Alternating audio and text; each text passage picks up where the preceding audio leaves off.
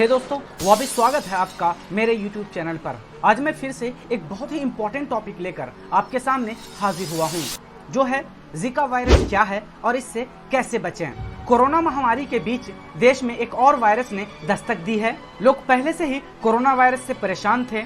वहीं अब केरल में जीका वायरस के 13 केस पाए गए हैं, जिसका कंफर्मेशन खुद केरल के हेल्थ मिनिस्टर ने की है। जीका वायरस के मामले सामने आने के बाद लोगों के मन में चिंताएं बढ़ गई है कि कहीं वो इस वायरस से इन्फेक्टेड तो नहीं है। क्या है जीका वायरस, ये कैसे फैलता है और जीका वायरस से कैसे बचा जाए, इन सारे सवालों का जवाब मैं इस वीडियो में आपको दूंगा, ताकि आप लोग इस नई आपदा के बारे में जान पाएं और फ्यूचर में आप इस खतरे से सतर्क रहें। जीका वायरस एक तरह के खतरनाक वायरस है जो मच्छर के काटने से फैलता है। इस वायरस को विश्व में गंभीर वायरस घोषित किया गया है, जो विश्व के अनेक देशों में फैल रही है। जीका वायरस चिकनगुनिया और डेंगू फैलाने का भी काम करता है। हालांकि इस वायरस को लेकर अच्छी बात यह है कि इससे ज्यादातर लोगों को खतरा नहीं है, लेकिन प्रेग्नेंट महिलाओं के लिए और खास तौर पर भ्रूण यानी जो बच्चा पेट में पल रहा है उसके लिए बहुत ही खतरनाक साबित हो सकता है। हाल ही में एक स्टडी में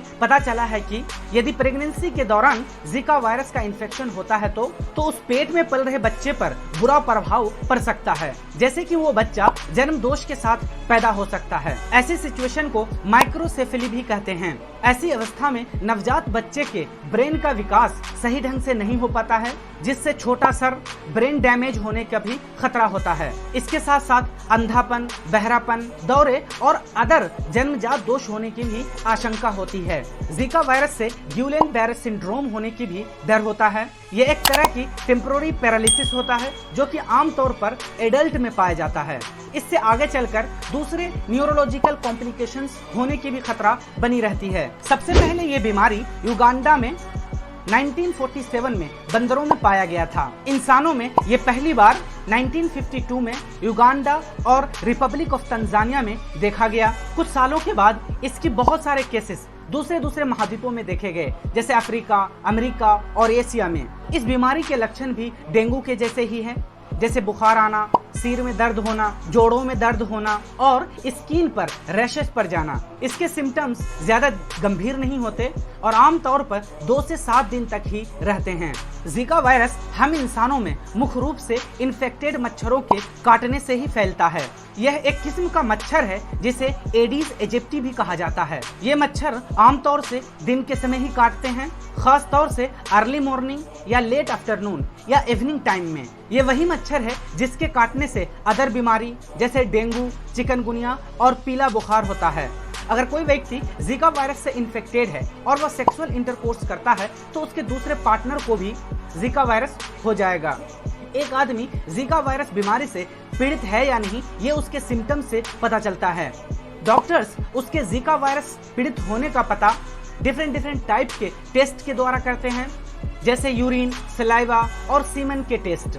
इससे ये पूरी तरह पता चल जाता है कि कोई व्यक्ति जीका वायरस से पीड़ित है या नहीं। जीका वायरस एक ज्यादा गंभीर बीमारी नहीं है, ये एक माइल्ड बीमारी है और इसे ज्यादा स्पेसिफिक ट्रीटमेंट देने की भी आवश्यकता नहीं है। यदि कोई व्यक्ति इस बीमारी से पीड़ित हो तो उसे ज्यादा से ज्यादा रेस्ट करना चाहिए, ज्यादा से ज्यादा लिक्विड यानी पानी पीना चाहिए। अगर उसके सिम्टम्स ज्यादा गंभीर है तो उसे नजदीक के अस्पताल में भर्ती भी होना चाहिए, जिससे कि वो किसी अच्छे डॉक्टर के देखरेख में रहे। मैं आप लोगों को बता दूं कि इस बीमारी के लिए आज तक कोई वैक्सीन नहीं बनी है।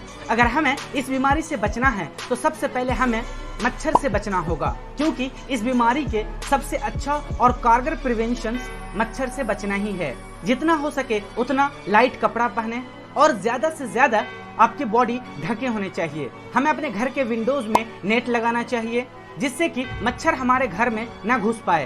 रात में हो सके तो मच्छरदानी लगाकर सोना चाहिए। घर में इंसेक्ट रिपेलेंट का भी इस्तेमाल करना चाहिए, जिससे कि मच्छर घर में बढ़ने न पाए। घर में पुरानी बाल्टी, टायर, ड्रम और पॉट में पानी न जमा होने दें और हमेशा अपने आसपास साफ सुथरा रखना चाहिए।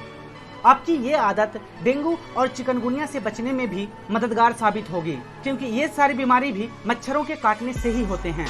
हे दोस्तों, मुझे उम्मीद है कि आपको जीका वायरस क्या है और ये कैसे फैलते हैं और इससे कैसे बचा जाए ये सब आपको पता चल गया होगा। मेरा आपसे एक रिक्वेस्ट भी है कि आप ऐसे वीडियोस को अपने फ्रेंड्स, फैमिली या रिलेटिव्स को भी ज़रूर सेंड कीजिए ताकि वो भी इस नई आपदा से अवेयर हो सके। अगर ये वीडियो आपको अच्छी लगी है तो please like, share and subscribe ज़रूर कीजिएगा।